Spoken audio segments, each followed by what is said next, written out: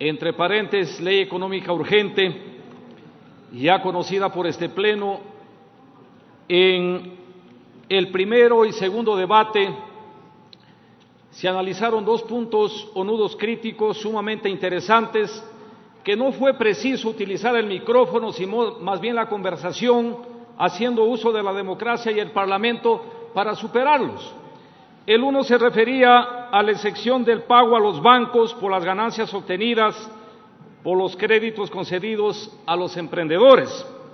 Y otro de los nudos críticos era el devengamiento del pago por tarifas del uso y explotación del espectro radioeléctrico y concentración de mercado a través de proyectos de conectividad digital. Refiriéndome al segundo nudo crítico, el concepto de este Pleno fue de que ya no se tome en cuenta. Sin embargo, de manera fraudulenta y disfrazándolo de reinversión, lo metieron en el momento de la votación. Y ante el cuestionamiento público, obviamente, y con legítimo derecho de los asambleístas, el señor Mendoza manifestaba en un video que circuló en redes sociales que ese ha sido el concepto generatriz y el concepto madre que tuvo este Pleno.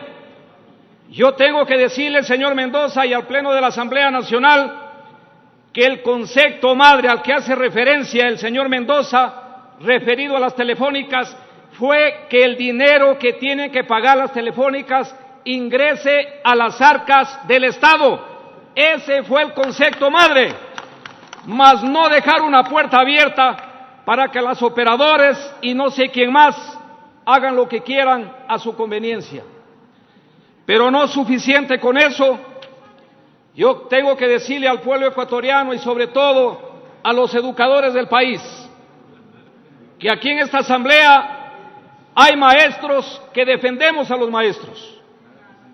Y permítame, señor presidente y colegas asambleístas, dar lectura textual a la transitoria que no sé quién le dictó o quién le escribió, señor presidente de la comisión. Transitoria 16ª. El Ministerio de Educación, en el plazo improrrogable de 90 días, llevará a cabo el levantamiento del correspondiente catastro de los denominados educadores comunitarios y lo presentará al IES a efecto de dar cumplimiento a lo resuelto en la sentencia número 29 del 16 de septiembre, expedida por la Corte Constitucional dentro de la causa 1200 del 13 de septiembre. Segundo inciso ponen, a la presentación del catastro a la que hace referencia el inciso precedente y hasta la finalización del ejercicio fiscal 2020, el Ministerio de Educación procederá a cumplir con todas las obligaciones pendientes a favor de los educadores comunitarios. Esto era innecesario ponerlo. Las sentencias, las resoluciones de la Corte son de obligatorio cumplimiento. Más bien con esto dejamos claro que el Ministerio de Educación está en desacato. Era innecesario.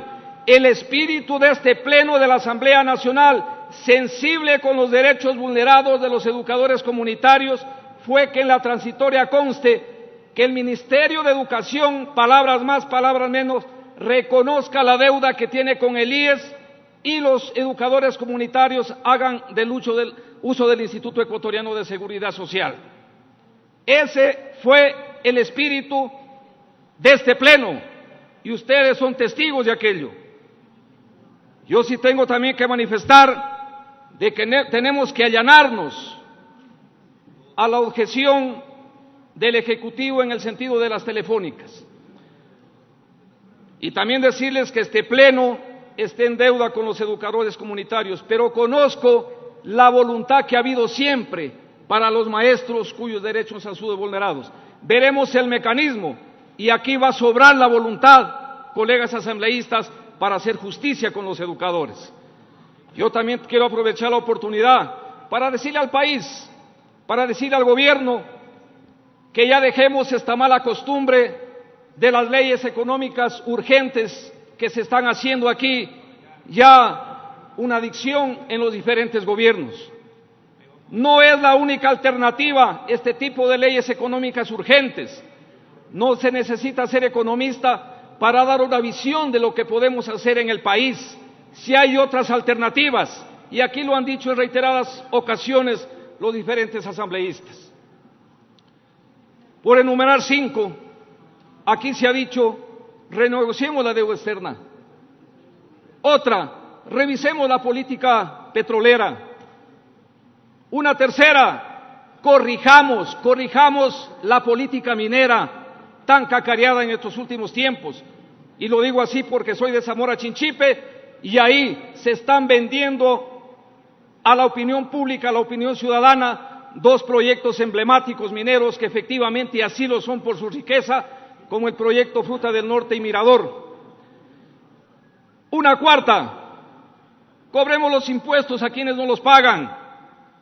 Esa es una tarea del Ejecutivo a través del Servicio de Rentas Internas. Y la quinta, no perdonemos los impuestos,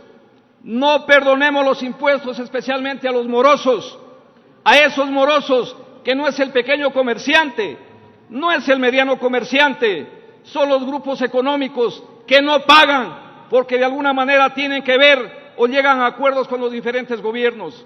No es fácil, colegas asambleístas, se necesita voluntad política del Ejecutivo y sobre todo sentido de patria, sentido de ciudadanía con el pueblo ecuatoriano.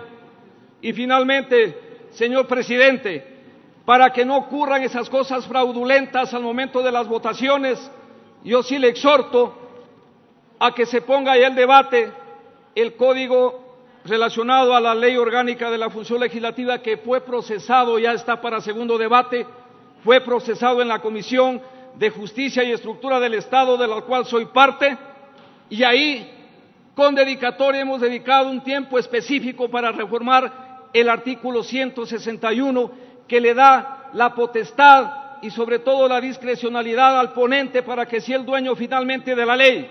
Mientras ese artículo persista y haya ponentes de mala fe, el Pleno de la Asamblea va a quedar supeditado a esa voluntad de mala fe.